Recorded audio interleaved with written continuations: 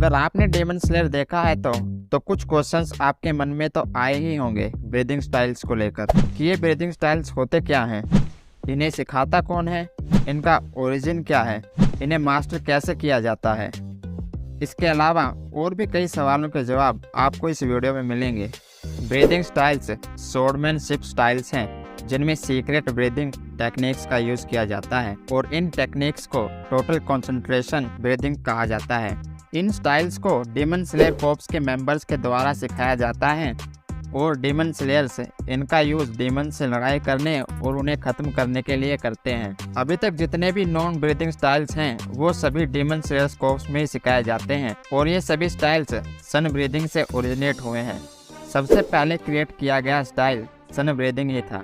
ज़्यादातर breathing styles nature के certain elements को मिमिक करते हैं जैसे फ्लेम, वाटर, वाइंड और सभी स्टाइल्स में एलिमेंट्स का यूज इसके यूजर के मूवमेंट, टेक्निक और एबिलिटी पर डिपेंड करता है। जितने ज़्यादा स्मूथ मूवमेंट्स, जितनी ज़्यादा अच्छी टेक्निक और जितनी बेहतर एबिलिटी होगी उतना ही ज़्यादा असरदार उस एलिमेंट का ब्रीदिंग स्टाइल होगा। जो डेमन स्लेयर्स ब्रीदिंग स्टाइल्स का यूज करते हैं उनके वेपन अटैक्स की रेंज काफ़ी दूर तक होती है, पॉसिबली शॉकवेव्स और एयर प्रेशर के कारण जो कि वेपन्स के स्ट्राइक और स्विंग की वजह से जनरेट होती हैं।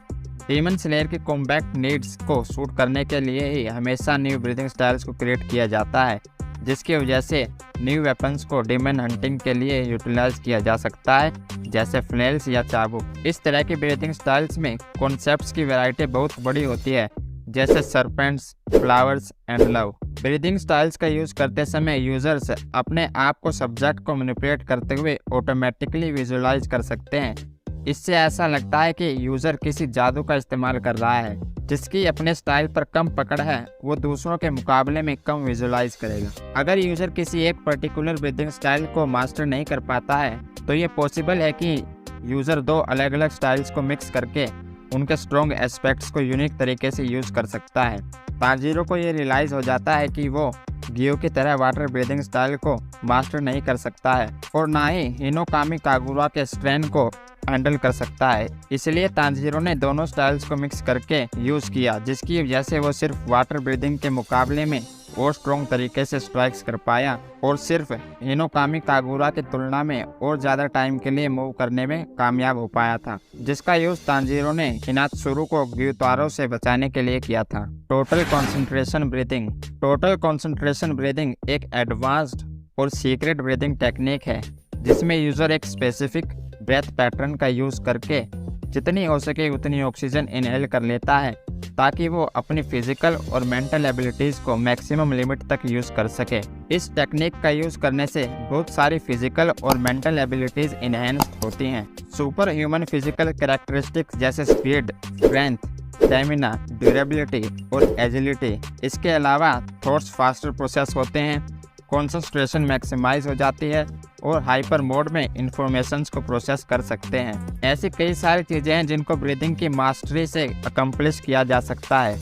हालांकि इससे सब कुछ नहीं किया जा सकता। ये सभी चीज़ें किसी को डे बाय डे और ज़्यादा स्ट्रोंगर कर सकती हैं at a more advanced level. Total concentration blood stream में पॉइजन के सर्कुलेशन को स्लो डाउन करने में भी कैपेबल है और यहाँ तक कि गंभीर चोटों को जल्दी ठीक करने में भी हेल्प करती है। अपनी ब्रीदिंग की एक्यूरेसी बढ़ाने और उस पर फोकस करने से अपनी सेंसिटिविटी को पूरी बॉडी में स्प्रेड कर सकते हैं, जिसकी वजह से गुमचोट और घावों को डिटेक्ट किया जा सकता है और यहाँ तक कि उन्हें ठीक भी किया जा सकता है।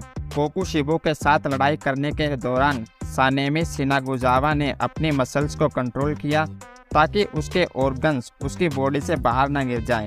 इसके अलावा अपने बहते हुए खून को तुरंत रोकने में भी सफल हुआ। कोकुशिबो डिसबिलीफ में था कि यह सब किसी इंसान के लिए कैसे पॉसिबल है। तांजीरो ने एक और टेक्निक का यूज किया जिसको रिकवरी ब्रीदिंग के नाम से जाना जाता है, जिसमें उसने कुछ मूवमेंट्स के लिए फोकस करके अपनी ब्रीदिंग को स्टेडी किया और थकान और स्टिफ मसल्स से रिकवर हुआ, जो कि हिनोकामी कागुरा के लगातार 2 बार यूज करने की वजह से तांजीरो को मूव करने से रोक रही थी। तांजीरो ने इसका यूज टाकी के अटैक से बचने के लिए किया जब वो हिनोकामी कागुरा यूज करने के बाद ग्राउंड पर गिरा पड़ा था। उसने इस टेक्निक को एक बार फिर परफॉर्म करने की कोशिश की थी, खुद को ब्लैकआउट होने से प्रिवेंट करने के लिए, लेकिन डाकी और ग्यूतारो के कंबाइंड अटैक करने की वजह से परफॉर्म नहीं कर सका। Total concentration constant.